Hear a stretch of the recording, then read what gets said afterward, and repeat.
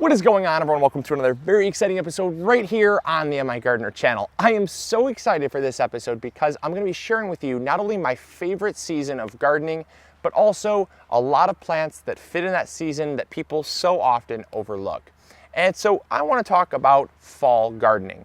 Now you might be wondering, why on earth is fall your favorite time of year for gardening? It's because it's our longest season with beautiful weather. Here in Michigan, we don't have a spring, and our summers are relentless. In fact, our summers are so hot that our garden grows and we go out and enjoy harvesting from it, but we don't actually get out there and enjoy our garden like you think, because our summers, man, they can be 90 to 100 degrees. And I know a lot of people, New Mexico and Texas and Southern California, you're laughing at me when I say 100 degrees is hot, but you have to understand that's all climatization. If I go there and it's 110, I'm gonna have a heat stroke, whereas you guys are outside just having a great time. And likewise, if you come here and it's like 70 degrees, we're all out in t-shirt and shorts and sandals, and you're putting on a winter coat. It's very relative, but you have to understand that here in Michigan, when it hits 90 to 100 degrees, it's just too hot. It's way too hot. It is way too warm. We just end up staying indoors or finding shade somewhere, and we really don't get to enjoy the garden. So the season that I enjoy the garden the most, by enjoy, I mean I actually get to get my hands in the soil. I actually spend time coming out to look at plants longer. I like to take pictures in the garden more. I grow more crops that I eat raw and fresh from the garden, rather than crops like tomatoes, where I might grow it, harvest it, bring it inside, and end up preserving it for the off season of winter. We turn a lot of it into pizza sauce, spaghetti sauce, and things like that. We don't eat those things a lot in their raw form, whereas a lot of your cool weather crops we enjoy eating fresh. Things like lettuces and broccoli, cabbage, kale, radishes, a lot of those things are so delicious fresh.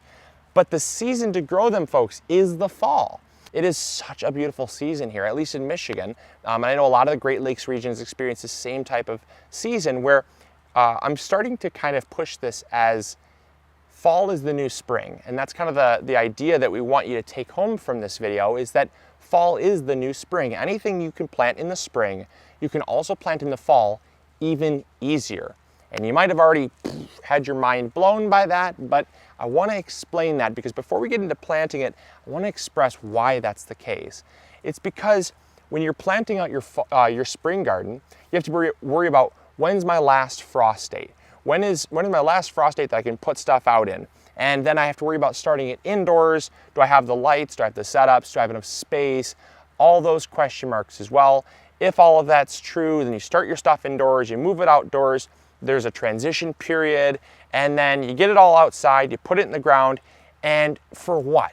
A week and a half or 2 weeks of beautiful weather for fall crops? Fall crops like a high of 70 degrees and around a low of 35 to 40 degrees. So they like it relatively cool, cool to warm. They don't like it hot. Lettuce will bolt, spinach will bolt, broccoli will bolt.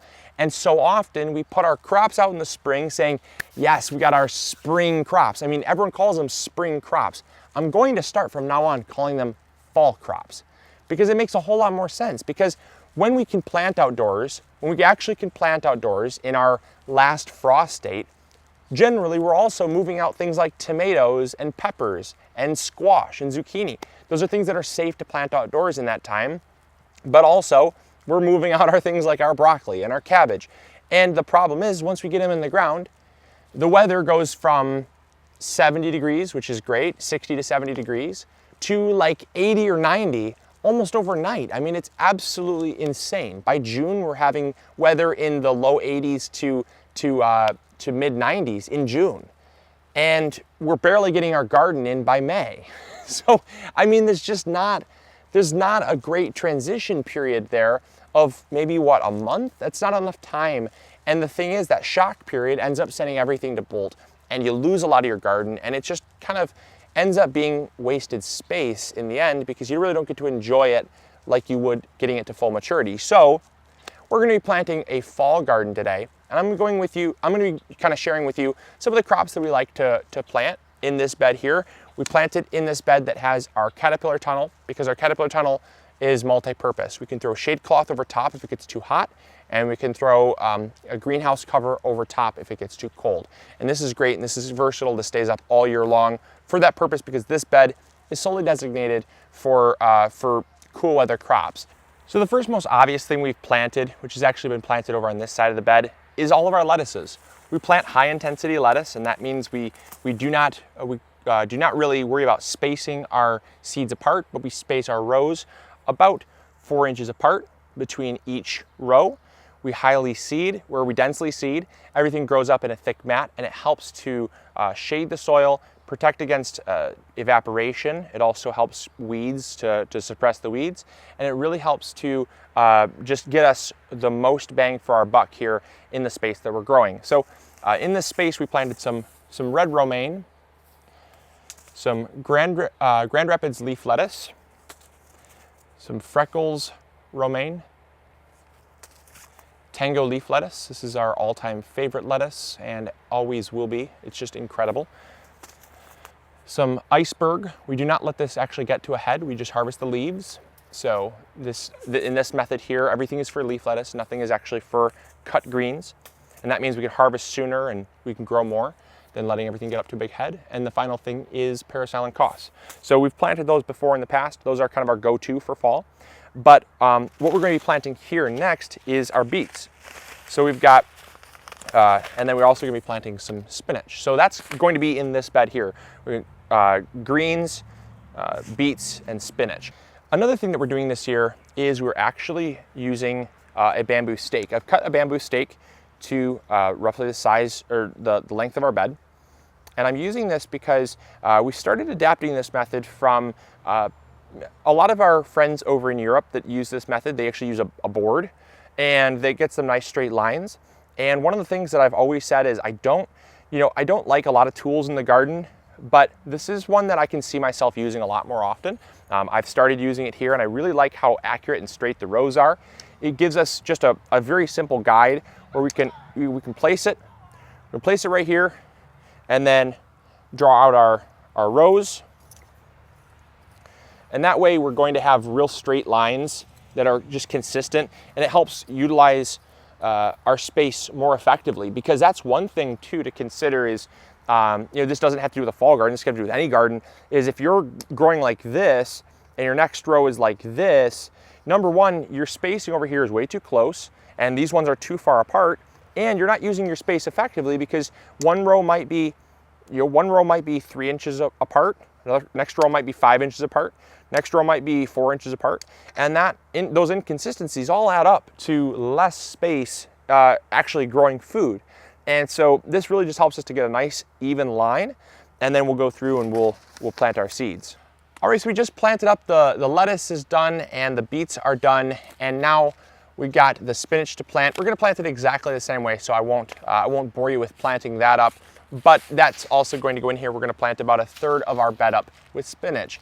And you might be wondering yourself, well, Luke, it's not even August yet. Why are you planting spinach? Well, because spinach and lettuce, they can grow in the summer. It's a very common misconception that you can't grow spinach and some of your cool weather crops like lettuce and things like that in the summer. And in fact, you can. You just have to harvest it sooner. So because it's going to obviously go to seed a lot sooner, we're going to harvest it a lot sooner, but we can always go back and replant it, because we're also going to have other beds in here, like where we harvested our garlic from, that's also going to be converted over to fall crops as well. So we're going to have lots of different things going on. One of the things also we're going to be planting is a fall harvest of carrots. And so with all these varieties in mind, you might be wondering, in fact, if you probably haven't already, commented in the comments box, well, what about X crop? What about this crop? And here's what I have to say about that. A fall garden can be anything that you want to plant. Now you might be wondering yourself, well, what do you mean, anything I want to plant? I literally mean anything you want to plant. There's no specific plant that belongs in a fall garden. True, cool weather crops will do better in a fall garden because the weather is cooling down, and that's kind of the purpose. But for instance, we've taken a lot of tips from the Amish when it comes to fall tomatoes, because we like a long, prolonged harvest of tomatoes.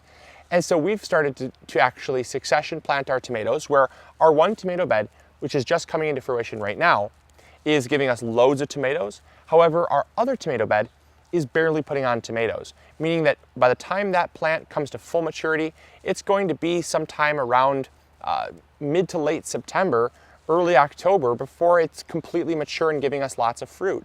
And that's something that is a fall harvest. Just because it's fall doesn't mean you can't grow summer crops either. So keep that in mind. Obviously there are things that are challenging, but I always say, depending on your area, it might not be challenging. Things like cucumbers and things like some of your zucchini and some of your squashes, things like that.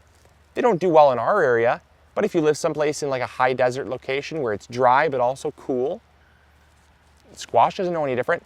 Squash just has a hard time here because of powdery mildew later on in the season. So we don't grow that type of crop, but tomatoes do just fine. You can even get by planting things like beans. Beans are a crop that, because we have a lot of beans already, I'm not going to plant any more because they'll produce well into fall already as it is. So I don't need to plant any more. But if you're someone that wants to plant a fall harvest of beans, just make sure you know how many days to maturity it is, plus how many days to germination it is. Add the two together. And if you have enough time before your first frost date, so ours is around October 20th, if you take today's date and you see how many days it is till your first frost date, look on the back of every seed packet and see if you have enough days to maturity plus days to germination. Add the two together, and if you do, grow it. Try it. See if it grows well in your area. I always say you never know unless you try.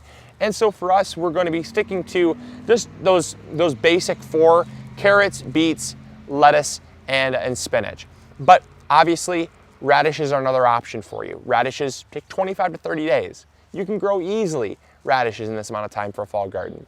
If you're looking at something like broccoli, get it in the ground. Broccoli is a wonderful fall crop because broccoli actually does even better in the fall. It's one of those things that I want you to experience. I want you to experiment with, and I've given you some good ideas and I've given you a framework for what you need to look for, but just go out and give it a shot. Like I said, I've tried things before that have not worked, and I've tried things before that people say wouldn't work, and they ended up working. So I don't like ever telling you what you should and shouldn't plant. I'm telling you what I'm gonna plant, and there's a lot of things out there that are great. Other things too to consider are garlic. Leave space for garlic. Garlic is a crop that we grow a lot of. It is one that you have to plant in the fall because it needs a cool period to actually reset the bulbing cycle so that it forms good sized heads. And that's something you have to plant in the fall. So we always dedicate about a half a bed to 3/4 of a bed for garlic. And that's just something that we do because we love garlic. But again, think of what plants you like to grow, see if you can grow them. And if you enjoy eating them and they have enough time to grow, plant them. So I hope you all enjoyed. I hope you learned something new. I really do hope that this trick here with the bamboo stake was helpful to some people. Again, it's nothing that I've patented. It's been used for centuries, but it's something that we just kind of thought we'd give it a shot, and we ended up really liking it for getting across our entire bed in really nice straight lines. It's just a good visual guide of where we need to be drawing our rows, and that's really helped. So I hope you all enjoyed. I hope you learned something new. Let me know in the comments box below what you're growing in a fall garden, and also I'll have lots of links to any fall gardening related stuff that I think would be of value to you, including these caterpillar tunnels and things like that, in the description box below. So make sure to check out those links. And as always, this is Luke from the MIgardener channel, reminding you to grow big or go home. If you're interested in getting any fall seeds, make sure to check out MIgardener.com. We have all of our seeds 30% off as long as you use the code FALL30, FALL30, and that way you can plant a fall garden and you can get seeds at a fraction of the cost, only 70 cents a pack, and that way you can grow a lot of food for very little money. So I hope you all enjoyed, and as always, this is Luke from the MIgardener channel reminding you to grow big or go home. See ya.